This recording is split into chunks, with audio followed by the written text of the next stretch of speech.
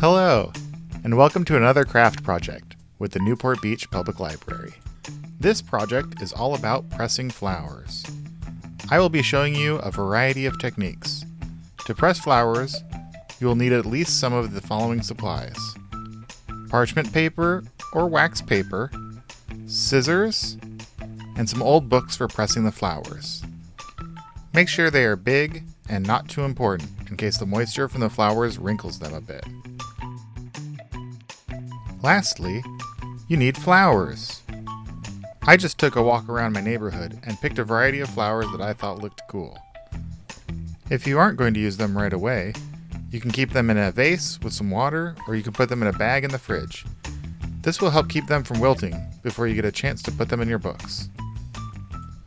Once you are ready to start pressing your flowers, you should line your book with parchment or wax paper. You can also press flowers using computer paper, or even skip the paper liner altogether and just put the flowers between the pages of the book. This will probably work just fine for pressing your flowers, but it will also probably wrinkle the pages of your book permanently.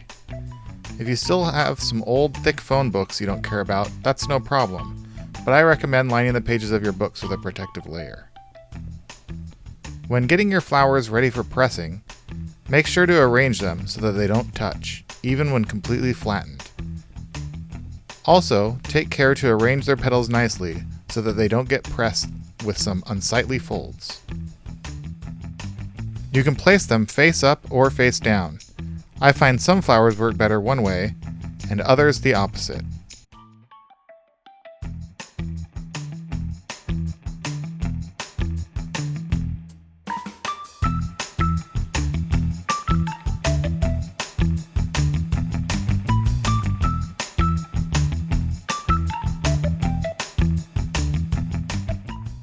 If you have thick flowers, make sure to cut them in half, otherwise they will not press properly.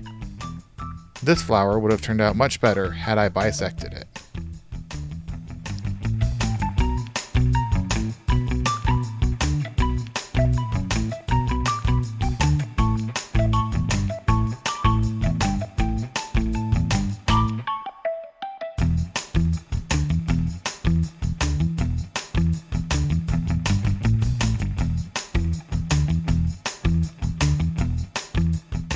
Once you have them all folded into your books, stack the books in place and place some more books or some other kind of weight on top of the books holding the flowers.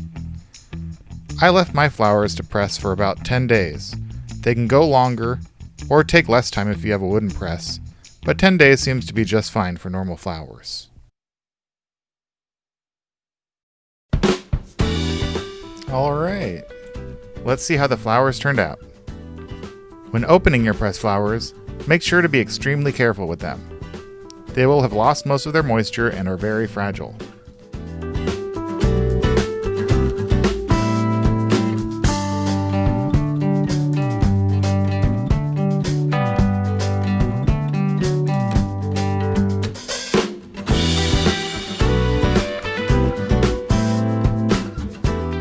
Feel free to bend the paper so that the flowers don't tear. You can also use tools like knives or credit cards to peel the petals off the page. I have found wax paper to be a bit more of a pain to peel the flowers off than parchment paper. However, wax paper has its uses too. More on that in a minute.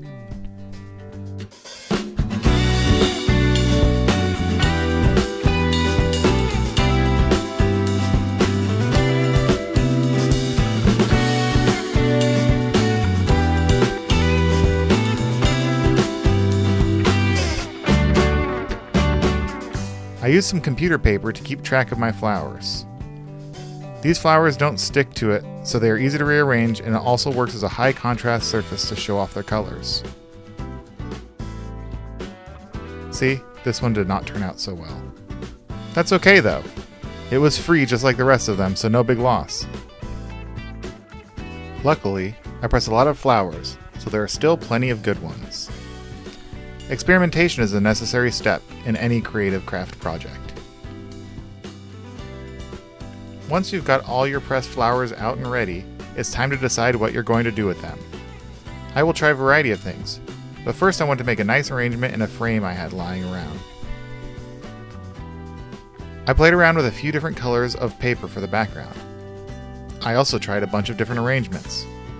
Make sure to take into account the different colors of the flowers relative to both each other and to the background. Maybe you want to show off the brightest flowers. Maybe you want to make sure all the colors are relaxing and complementary. Or maybe you just want a gothy display of dead beauty on a black background. I had no idea what I wanted, so I just kept rearranging until inspiration struck. Once I had an arrangement that I liked, I mounted the paper in the frame. I just used pressure to keep the flowers in place, but if I had any fixative on hand, I would have used that to secure the flowers. That would help keep them in place more securely, but for now, I think this turned out pretty well.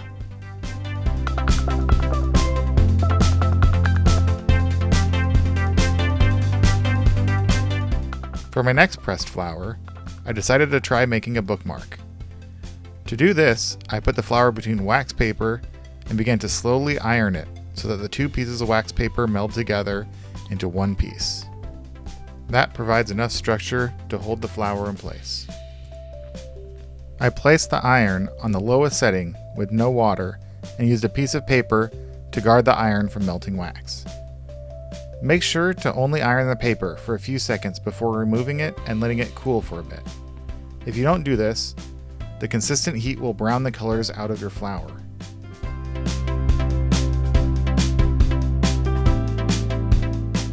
Once I thought the wax was melded together enough, I cut the paper into bookmark size. All I had around to hold the paper together was some blue painter's tape. If you have some washi tape or something else decorative, that would be really cool. It's kinda hard to see on camera, but the wax paper has a see-through effect. Okay. Lastly, I decided to do a larger stained glass style display of some of my favorite flowers. Once I had arranged them how I wanted them, I began to iron them. This can be a somewhat tedious process, but I bet you will think it was worth it after you finish. See that big flower with all its colors? Well, watch how much of those colors are lost when I get bored of letting the paper cool. The iron ends up browning out most of the color. That's why you need to be patient. It's fine though. I was actually pretty happy with the end result. Even though the colors aren't perfect, I think it turned out really well.